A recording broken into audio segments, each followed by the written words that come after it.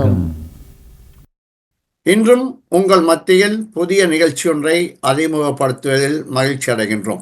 உங்கள் அனைவருக்கும் தெரியும், குறிப்பாக நாங்கள் டிவிசியை பொறுத்தமட்டில் அரசியல் பார்வையை அதிகமாக செலுத்தி வருவது உங்கள் அனைவருக்கும் தெரிந்த விடயமாக இருக்கும்.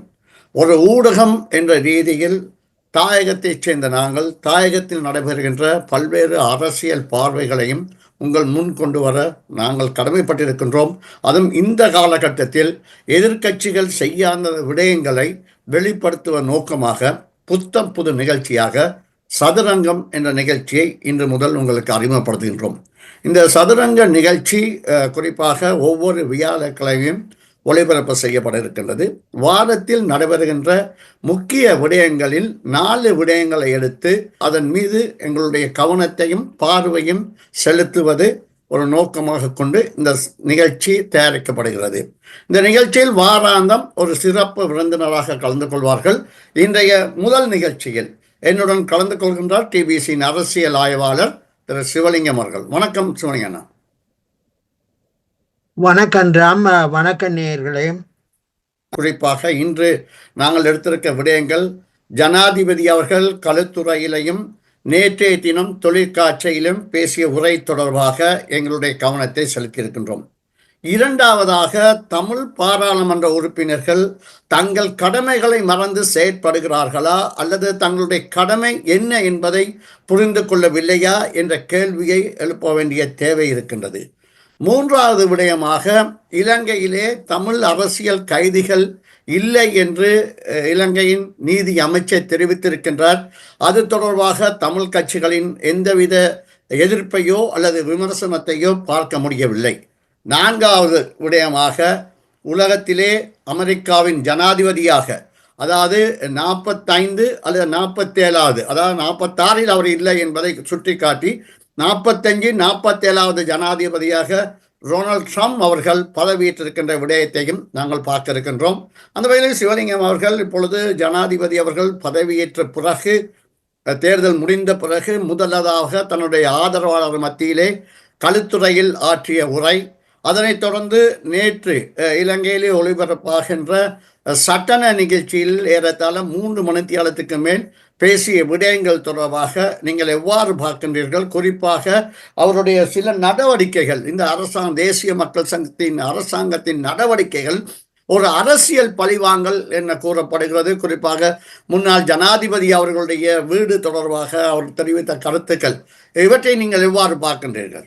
தொலைக்காட்சியில் அளித்த நேர்காணலையும் தொடர்ந்து நாங்கள் பார்க்கும் பொழுது நாங்கள் இதை சற்று ஆழமாக பார்க்க வேண்டும். ஏனெனில் கடந்த 75 ஆண்டுகளுக்கு மேலாக இலங்கை ஆட்சி புரிந்த 2 பிரதான கட்சிகளினுடைய ஆட்சியை விட 2024ஆம் ஆண்டு தேர்தலும் அதற்கு பிற்பாடு அமைந்திருக்கிற அரசாங்கமும் முற்றிலும் வேறுபாடான சாமானிய மக்களுடைய நலன்களில் அதிக அக்கறை உள்ள அரசாக இது மாற்றமடைந்திருக்கிறது. எனவே அரசாங்கம் தேவையற்ற செலவினங்களை குறைக்க வேண்டும் என்கின்ற அடிப்படையில் பல்வேறு ஏற்பாடுகளை மேற்கொள்ளும் போது, நீங்கள் குறிப்பிட்டது போல முன்னாள் ஜனாதிபதிகளினுடைய வருமானங்களை குறைப்பது, அவர்களுக்குரிய செலவினங்களை குறைப்பது என்பது ஒரு முக்கியமான பிரச்சனையாக மாறியிருக்கிறது. நாங்கள் இது எந்த அடிப்படையில் பார்க்கணுமா என்று சொன்னால், உதாரணமாக முன்னாள் ஜனாதிபதி மஹிந்த ராஜபக்ஷ அவர்களினுடைய வீட்டினுடைய பெறுமதி 46 லட்சம் என குறிப்பிடப்படுகிறது. அவ்வாறான 46 லட்சம் பெறுமதியான அந்த வீட்டுக்கு மாத வாடகை எவ்வளவாக இருக்கும் என்பதை அவர்கள் கணிக்கிறார்கள். அவ்வாறாயின் இது பெருந்தொகையான மாத வாடகை. ஜனாதிபதிக்கு இது அதாவது அரசாங்கம் இந்தளவு பெரிய வாடகையை ஒரு முன்னாள் ஜனாதிபதிக்கு செலவழிக்க முடியாது என்ற முடிவுக்கு அவர்கள் வருகிறார்கள்.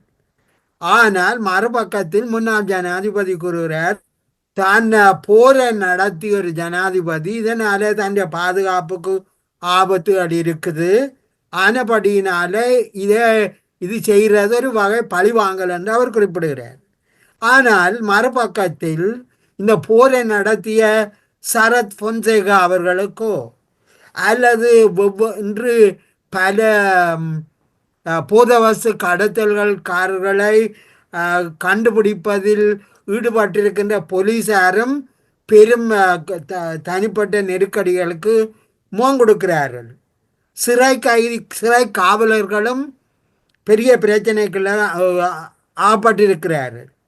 அதே மாதிரி இந்த சிறை கைதிகள் போதவசு கடத்தல்காரர்கள் இவர்களுக்காக வாதாடும் சட்டத்தரணிகளுக்கும் பிரச்சனையாக இருக்கிறது.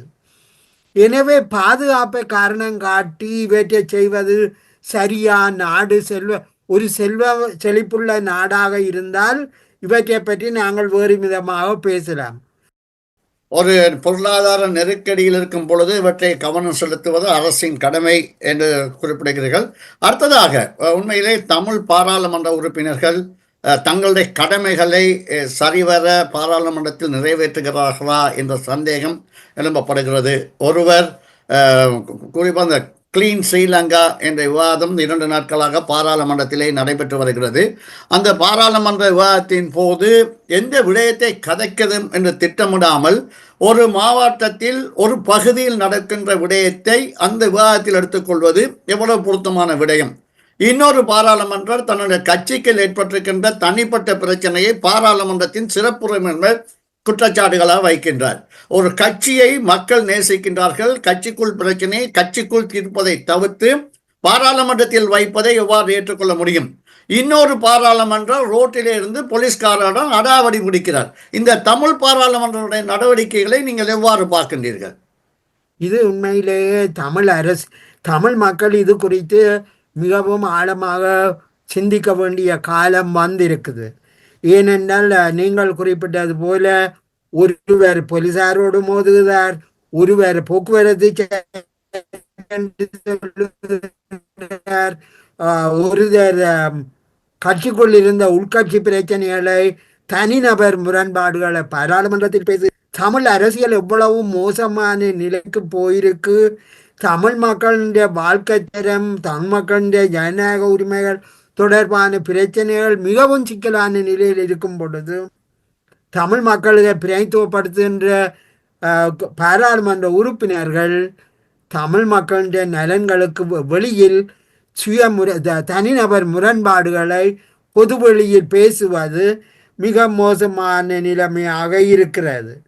இதில் நாங்கள் இந்த தமிழ் அரசியல் கட்சிகள் தமிழ் மக்களுடைய நலன்களுக்கு வெளியில் சென்று விட்டன என்பதில் கொண்டு தமிழ் மக்கள் எதிர்வரும் காலங்களில் இந்த பாராளுமன்ற உறுப்பினர்களை தெரிவு செய்யும் போது அல்லது இந்த பொது ஸ்தாபனங்களுக்கு உறுப்பினர்களை தெரிவு செய்யும் போது ஒரு மக்களுடைய நலனிலே அக்கறை கொண்டவர்களை தங்களுடைய பிரதிநிதியாக தெரிவு செய்ய வேண்டும் என்பதைத்தான் நாங்கள் கூற வேண்டும்.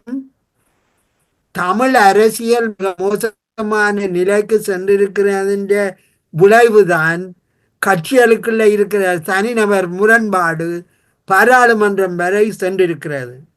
நீங்கள் குறிப்பிட்டது போல போக்குவரத்து சரியில்லை என்று சொல்ற பாராளுமன்ற உறுப்பினர் அந்த போக்குவரத்து துறை திணைக்களத்தில் முறைப்பாடு செய்திருக்கலாம். பாராளுமன்றத்தில் அவர்கள் பாராளுமன்றம் என்றது சட்டம் இயற்றுகின்ற ஒரு சபை. இவர்கள் அதை விடுத்து இந்த மாதிரி பிரச்சனைகளை கதைப்பது அரசியல் மிகவும் மோசமான கீழ்நிலைக்கு சென்றிருப்பதைத்தான் அது காட்டுகிற என்று தான் நாங்கள் குறிப்பிட முடியும். ஆம், தமிழ் மக்களுடைய அரசியல் பலவீனம் தமிழ் பாராளுமன்ற உறுப்பினர்களின் நடவடிக்கையில் காணக்கூடிய இருப்பதாக நீங்கள் குறிப்பிட்டீர்கள். அடுத்ததாக ஒரு முக்கியமான விஷயம், கடந்த காலங்களில் உண்மையிலே அரசியல் கைதிகளை பற்றி பலவித விமர்சனங்கள் வைக்கப்பட்டிருக்கின்றது. அது தொடர்பாக பலவித போராட்டங்கள் நடத்தப்பட்டிருக்கின்றது. ஆனால் அண்மையிலே தேசிய மக்கள் சக்தியின் நீதி அமைச்சர் அரசியல் கைதி தமிழ் அரசியல் கைதி என்று ஒருவர் இல்லை என்று குறிப்பிட்டிருக்கின்றார். இது தொடர்பாக தமிழ் பாராளுமன்ற உறுப்பினர்களுடையோ அல்லது தமிழ் கட்சிகளுடையோ எந்த எதிர்ப்பினையோ அல்லது எதிர்வினையோ நாங்கள் காண முடியவில்லை. மாறாக மனோ கணேசன் அவர்கள் இந்த பழைய பல்லவியை பாட வேண்டாம் என்று குறிப்பிட்டு ஒரு அறிக்கை விட்டதை பார்க்கின்றோம். இந்த தமிழ் அரசியல் கைதிகளை எவ்வாறு நாம் வரவிலக்கம் படுத்திக் கொள்வது? நீங்கள் குறிப்பிட்டது போல அரசியல் கைதிகள் என்பவர் யார் என்பது குறித்து பலவிதமான விவாதங்கள் வருகின்றன. இங்கு நாங்கள் மிகவும் தெளிவாக புரிந்து கொள்ள வேண்டியது என்னென்றால், அரசியல் கைதிகள் என்போர் இந்த குற்றச் செயல்களில் ஈடுபடாமல் அரசியல் போராட்டங்களில் கைது செய்யப்பட்டவர்களைத்தான் நாங்கள் அரசியல் கைதிகள் என்று குறிப்பிடலாம். அந்த வகையில் அரசாங்கம் கூறுகிறது அவ்வாறான அரசியல் கைதிகள் வரும் இல்லை என்று. குற்றச் செயல்களில் ஈடுபட்டவர்கள் என்று சொன்னால் இங்கு நாங்கள் முக்கியமான ஒரு கேள்வி எழுகிறது. மிக நீண்ட காலமாக 15-20 ஆண்டுகளுக்கு மேலாக பலர் வழக்குகள் பதிவாகாமல் சிறையிலே அடைக்கப்பட்டிருக்கிறார். அவர்களுக்கு மீதான வழக்குகள் எதுவும் இல்லாத நிலையில் நாங்கள் அவர்களை அரசியல் குற்றவாளிகள் என்றுதான் கருத முடியும். அது மட்டுமல்ல, இந்த அரசாங்கம் இதில் நாங்கள் ஒவ்வொரு ஆட்சி காலத்திலும் இந்த பிரச்சனை தொடர்ந்து இழுபட்டு செல்கிறது. நாங்கள் இந்த அரசாங்கத்தை வற்புறுத்தணும் என்னென்றால், இந்த நெருக்கடிக்கு தமிழ் மக்கள் தொடர்பான அரசியல் கைதிகள் தொடர்பான பிரச்சனைகள், நீண்ட காலம் சிறையில் அடைக்கப்பட்டிருப்பவர்களுடைய எதிர்காலம் தொடர்பான பிரச்சனைகள், காணாமல் போனோருடைய பிரச்சனைகள், மற்றது போர்க்குற்றம் தொடர்பான பிரச்சனைகள் யாவும் இந்த அரசாங்க காலத்தில் ஒரு முடிவுக்கு வர வேண்டும். ஏனெனில் அவர்கள் சொல்லுகிறார்கள், நாட்டிலே அமைதியையும் சமாதானத்தையும் தாங்கள் கொண்டு வரப்போவதாக கூறுகிறார்கள். எனவே நாங்கள் அரசாங்கத்தை கேட்கணும், ஒரு குறிப்பிட்ட கால எல்லைக்குள் இந்த பிரச்சனைகளுக்கு தீர்வு காணுவதோடு தேசிய இன பிரச்சனைக்கான தீர்வையும் அவர்கள் தர வேண்டும் என்பதை நாங்கள் வற்புறுத்த வேணும். ஆமாம், தேசிய இன பிரச்சனைக்கு தீர்வு காணும் பொழுது இதுவாறு பிரச்சனைகள் மிக இலகுவாக தீர்க்கப்படும் என்பதையும் புரிந்து கொள்ளலாம். அந்த வகையிலே நிகழ்ச்சியின் இறுதியாக நாங்கள் வந்திருக்கின்றோம். அமெரிக்காவின் புதிய ஜனாதிபதியாக ட்ரம்ப் அவர்கள் பதவியேற்றிருக்கின்றார். அவர் பதவியேற்று உரையாற்றிய பொழுது முக்கியமாக கருப்பின மக்களுக்கு பெருமளவிலே நன்றியை தெரிவித்திருக்கின்றார். உங்களுக்காகத்தான் நான் வெற்றி பெற்றேன் என்று. அதேவேளை குடியேற்றவாசிகளுக்கு எதிராக கடுமையான நடவடிக்கை எடுக்கப் போவதாகவும், முதலாவதாக மெக்சிகோ போர்டரை மூடப்போவதாகவும் தெரிவித்திருக்கின்றார். அமெரிக்க ஜனாதிபதி இந்த பதவியேற்பு எவ்வாறு மாற்றத்தை உலகத்திலே எதிர்பார்க்கலாம்? நாங்கள் குறிப்பிட்டது போல இந்த ஜனாதிபதியினுடைய உரை தொடர்பாக ஒவ்வொரு நாடுகளில் எவ்வாறு புரியப்பட்டிருக்கிறது என்றதை நாங்கள் பார்க்கும் பொழுது, ஜனாதிபதியினுடைய அமெரிக்கா ஃபர்ஸ்ட், அதாவது அமெரிக்காவுக்கு தான் முதலிடம் என்று சொல்லி, நீங்கள் அமெரிக்க உற்பத்திகளைத்தான் வாங்க வேணும், அமெரிக்க உற்பத்திகளைத்தான் ஏற்றுமதி செய்ய வேணும், அமெரிக்காவினுடைய நலன்கள் தான் முதலாவது என்று சொல்லும் பொழுது, அமெரிக்கா வெளிநாட்டு உற்பத்திகளுக்கு இறக்குமதிக்கான வரியை விதிக்கப் போகிறது.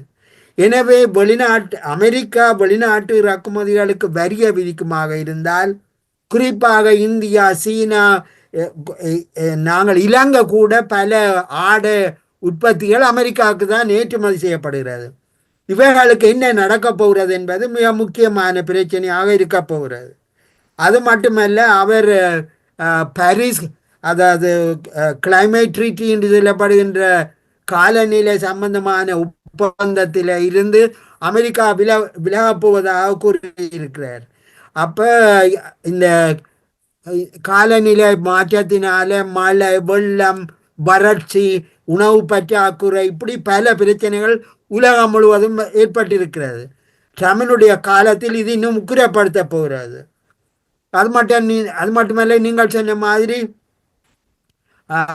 அகதிகளை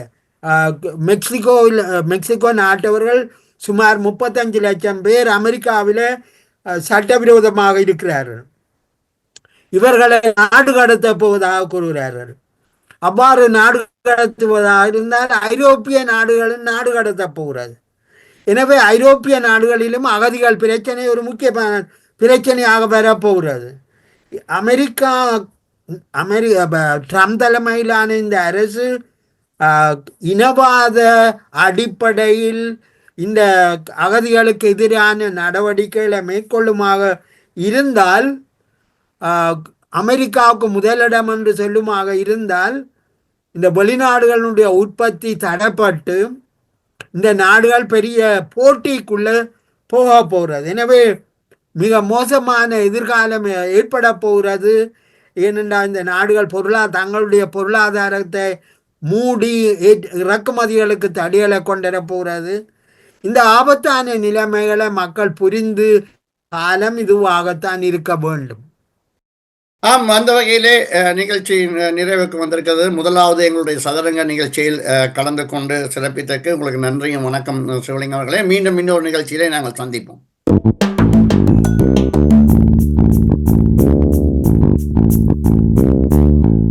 அரசியல் சதுரங்கம்.